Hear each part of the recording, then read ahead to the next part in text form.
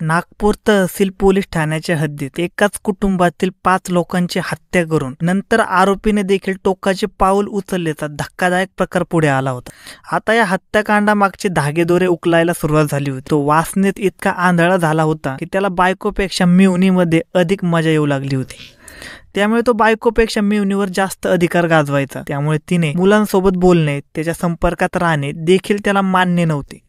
ती आपल्यापासून दूर जाऊ नये, तिच्याबरोबर एक दिवस तरी आपल्याला शरीर संबंध ठेवता यावे यासाठी तिच्यावर वशीकरण मंत्राचा वापर तो करीत होता। कामुकतेबद्दल यूट्यूबवरून माहिती काढायचा व मेवणीला कंट्रोल करण्याचा आटोकाट प्रयत्न तो करीत होता। मात्र मेवणीला हे मान्य नव्हते आणि यातूनच मग घडले 5 जणांचे हत्याकांड। चॅनलवर नवीन असाल तर सबस्क्राईब करायला अजिबात विसरू नका। नागपूर शहरातील 5 पावली परिसर या ठिकाणी आलोक मातुरकर हा पत्नी शीतल, एक मुलगा आणि एक मुलगी यांच्या बरोबर राहत होता। 15 वर्षापूर्वी आलोक याने पळून जाऊन शीतल सोबत प्रेमविवाह केला होता। तो गारमेंट शिलाईचे काम करत होता। जसे त्याला काम मिळेल त्या पद्धतीने तो काम करत होता। नागपूर येथे राहत असल्यामुळे तो आता चांगली कमाई करत होता। प्रेमविवाह केल्यामुळे आलोकला समाजामधून बहिष्कृत केले होते। तरी देखील आलोक याने आपला संसार फुलवला होता। याच दरम्यान त्याची मेहुणी अमिषा बोबडे ही अमरावती येथे राहायला आली। नागपूर येथे आपल्या बहिणीसोबत राहण्यासाठी ती आली होती। जवळपास 15 ते 16 वर्षे ती आपल्या बहिणीच्या घरी नागपूर येथे राहत होती। या दरम्यान ती आपले दाजी आलोक यांना टेलरिंग कामात देखील मदत करत होती। त्यामुळे त्यांना हातभार लागतच होता। आता अमिषा लहान असताना बहिणीच्या घरी आलेली होती। आता तिच्या शरीरामध्ये बदल झाले होते। ती दिसायला सुंदर दिसत होती। त्यामुळे आलोक याची नजर आता मेहुणी अमिषावर पडली होती।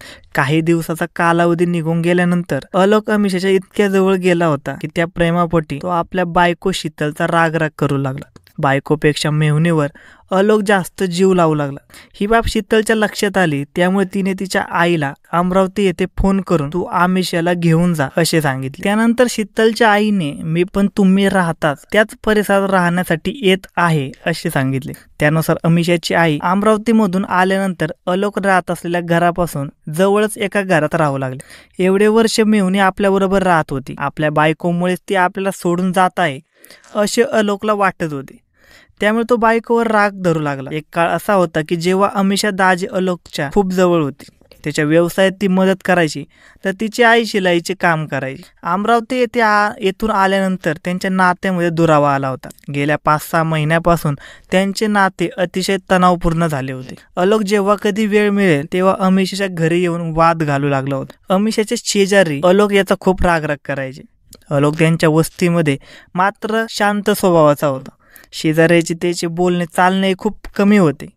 पत्नी आणि मुलांना तो बाहेरही जाऊ देत नव्हता। याचे कारण विचारले असता शीतलने शेजारी महिलांना तो शंखखोर वृत्तीचा असल्याचे सांगितले होते। आलोक हा मुलगी परीला ट्युशनला सोडण्यासाठी आणि परत आणण्यासाठी जायचा। काही दिवसांपूर्वीच तो मुलीला दुचाकी चालवणे शिकू लागला होता। आपल्या घराची व कुटुंबाची काळजी घेणारा व्यक्ती म्हणून वस्तीतील लोक त्याला ओळखायचे। मात्र आलोकची पत्नी शीतल अमिषावर खूप नाराज होती। तिने आपले जगणे हराम केले असल्याचे शीतल आपल्या महिला मैत्रिणींना सांगायची। अमिषाने अनेकदा आलोकच्या घरी येऊन भांडणे देखील केले होते। तेव्हा शीतल शिलाईच्या पैशावरून वाद असल्याचे शेजाऱ्यांना सांगायचे। 2 महिन्यांपूर्वी आलोकने अमिषाकडील मोबाईल हिसकावला होता। तेव्हा अमिषाने आलोकच्या घरासमोर येऊन तमाशा केला होता। अमिषा वयात येण्यापूर्वीपासूनच आलोककडे राहायची। या दोघांनी पुढे अनैतिक संबंधातून नात्याच्या सर्व मर्यादा तोडल्या होत्या। मात्र शारीरिक संबंध अमिषाने त्याला करू दिले नव्हते। त्यामुळे आलोक याचा तिळपापड झाला होता। मात्र दुप्पट वयाच्या दाजीसोबत अमिषा रमणे शक्यच नव्हते। अमिषा वयात आली होती। तिला लैंगिक संबंधाची चटक लागल्याने तिने अनेक मित्र बनवले। त्यामुळे आलोक याचा क्रोध व तिच्या आयुष्यातील हस्तक्षेप वाढत गेला। आलोक हा अमिषावर हक्क दाखवू लागल्याने अमिषा देखील रागात येऊ लागली होती। या वादावरूनच रविवारी रात्री 11च्या सुमारास अमिषाने आपल्या बहिणीला फोन करून दाजीला आवर अन्यथा परिणाम गंभीर होतील असे सांगून टाकले। त्यानंतर सासू आलोकच्या घरी पोहोचली। तेथे आलोक आणि सासू यांच्या संतापाचा भडकाच उडाला। पत्नीने देखील आलोकला अमिषाच्या जीवनात ढवळाढवळ कशाला करता असे विचारले आणि भडका उडाला। त्यांच्यात कडाक्याचे भांडण झाले। या सर्वांसाठी अमिषाच कारणीभूत असल्याचे त्याच्या डोक्यात गेले। आपल्याबरोबर कोणत्याही प्रकारचे संबंध करता अमिषा आपली बदनामी करते एवढे वर्ष माझ्याबरोबर राहिले आणि आता मित्र शोधत आहे, त्यामुळे अमिषाला आयुष्यातून संपवून टाकतो असा निर्णय त्याने घेतला. त्यासाठी आलोकने ऑनलाईनवरून चाकूचा एक सेट मागवला होता. यात विविध प्रकारचे चाकू होते. त्याने घरगुती वापर करायचा आहे असे सांगून आपल्या मुलीच्या नावावर हा चाकूचा सेट मागवला होता. अमिषाने त्याच्या विरुद्ध आलोकच्या त्रासाला कंटाळून पोलिसात तक्रार केल्यामुळे तो चिडला होता. तू माझी नाही तर कोणाचीच नाही असं म्हणत अमिषाला संपवण्याचा त्याने निर्णय घेतला होता. आलोक रविवारी रात्री अमिषाच्या घरी गेला. त्याची अवस्था पाहून अमिषाला धोका लक्षात आला होता. त्यामुळे अमिषा, तू आला का? तुला लाज नाही वाटत का? असे म्हणताच आलोक याने तू माझी पोलिसांकडे तक्रार का केली असे विचारले. त्यावेळी अमिषाने, मी का तुझी बायको आहे का? मी माझ्या मनाची मालकीण आहे.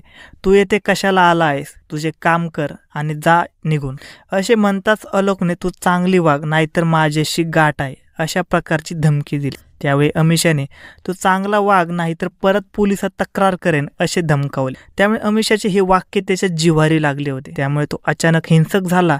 दोघे एकमेकांना अश्लील शिव्या देऊ लागले. त्याने अमिषाला मारहाण करायला सुरुवात केली. तू मला आयुष्यात कधीच शरीर संबंध करू दिले नाही, ती इच्छा आता पूर्ण करतो असे म्हणत त्याने मेहुणीचे कपडे काढून तिच्यावर अत्याचार केला. मात्र अमिषा विरोध करते, आपल्याशी वाईट बोलते. त्यामुळे आलोक याने अमिषाचा गळा दाबला. तेवढ्यात या खोलीत अमिषाची आई लक्ष्मीबाई आली. दोघांची अवस्था पाहून लक्ष्मीबाईने, जावई तुम्ही हे काय केले असा प्रश्न केला. त्यावेळी अमिषाचा मृत्यू झाला होता. त्यानंतर आलोक याने, तुम्ही ओरडू नका, लोक जागे होतील असे म्हणतात सासू लक्ष्मीबाई यांचाही गळा दाबला. त्यांचाही त्याच ठिकाणी मृत्यू झाला. इतके सगळे करूनही त्याची भूक मिटली नाही. घरी आल्यावर मध्यरात्री त्याने पत्नीसोबत जबरदस्तीने शरीरसंबंध करण्याचा प्रयत्न केला. रक्ताने माखलेले कपडे बघून तिने नकार दिल्यामुळे त्याने पत्नी शीतलचा देखील गळा चिरला. पत्नीने किंकाळी फोडल्याने मुले जागी झाली होती. मुलीने सर्व पाहिले म्हणून तिच्या डोक्यात हातोडा मारला. त्यानंतर मुलाला पण कशाला ठेवायची म्हणून त्याने त्याच्या तोंडावर उशी दाबून त्यालाही संपविले. आता सर्वच जण संपले आहेत, आपण तरी जगून काय करावे म्हणून त्याने हे टोकाचा निर्णय घेतला. अशा प्रकारे हे 5 जणांचे हत्याकांड झाले होते. सकाळ झाली तेव्हा या हत्याकांडाची माहिती पोलिसांना मिळाली. पोलिसांनी घटनास्थळी पंचनामा केला. यावेळी आलोक घरात शिरतात अमिषाने तिच्या मोबाईलमध्ये ऑडिओ रेकॉर्डिंग सुरू केले होते. त्यामुळे अमिषावर बलात्कार करण्यापूर्वी तसेच नंतर आरोपीने तिच्याशी घातलेला वाद, त्यानंतर तिची आणि तिच्या आईची केलेली हत्या आणि संपूर्ण घटनाक्रमात झालेल्या तिघांमधील वाद किंकाळ्या अमिषाच्या मोबाईलमध्ये रेकॉर्ड झालेले होते. हे रेकॉर्डिंग पोलिसांच्या हाती लागले. त्यानुसार हा सर्व प्रकार आहे हे पोलिसांच्या लक्षात आले. फक्त मेहुणीसोबत शरीरसंबंध ठेवण्यासाठी हे सर्व हत्याकांड झाले होते. वासना ही अशी विषारी नशा आहे जिथे चांगले चांगले अमिषाला बळी पडतात. या घटनेबद्दल तुम्हाला काय वाटते हे कमेंटमध्ये आम्हाला नक्की कळवा. अशाच नवनवीन मराठी क्राईम स्टोरीज ऐकण्यासाठी आजच आपला यूट्यूब चॅनल क्राईम कट्टा याला सबस्क्राईब करा. धन्यवाद.